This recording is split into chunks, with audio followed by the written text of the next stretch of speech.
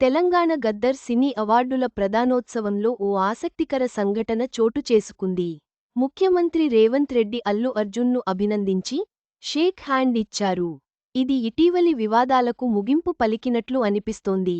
హైదరాబాద్లోని హైటెక్స్ వేదికగా జరుగుతోన్న తెలంగాణ గద్దర్ సినీ అవార్డుల ప్రదానోత్సవంలో ఆసక్తికర పరిణామం చోటు చేసుకుంది.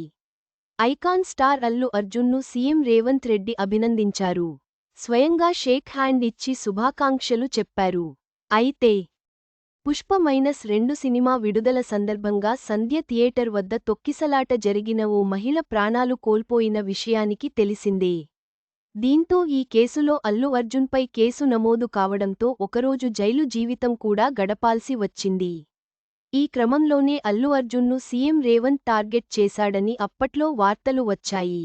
తాజాగా గద్దర్ సినీ అవార్డుల ప్రదానోత్సవంలో ఇద్దరూ సంతోషంగా మాట్లాడుకోవడం, షేక్ హ్యాండ్ ఇచ్చుకొని మరీ ఆలింగనం చేసుకోవడంతో ఈ వార్తలన్నింటికీ ఫుల్స్టాప్ పడినట్లయింది. మరోవైపు తెలంగాణ ప్రభుత్వం ప్రతిష్ఠాత్మకంగా నిర్వహిస్తున్న ఈ కార్యక్రమానికి తెలంగాణ ఫిల్మ్ డెవలప్మెంట్ కార్పొరేషన్ ఆధ్వర్యంలో భారీ ఏర్పాట్లు చేసింది. సినీ తారల రాకతో హైటెక్స్ ప్రాంగణం మొత్తం సందడిగా మారింది. అల్లు అర్జున్తో పాటు విజయ్ దేవరకొండ, సుకుమార్, రాజమౌళి, నాగస్విన్లు కూడా హాజరయ్యారు. గద్దర్ అవార్డుల ప్రదానోత్సవంలో అల్లు అర్జున్ మరియు సీఎం రేవంత్ రెడ్డి మధ్య జరిగిన షేక్ హ్యాండ్, ఇటీవల వచ్చిన వివాదాలకు చరమగీతం పాడినట్లు అనిపిస్తోంది.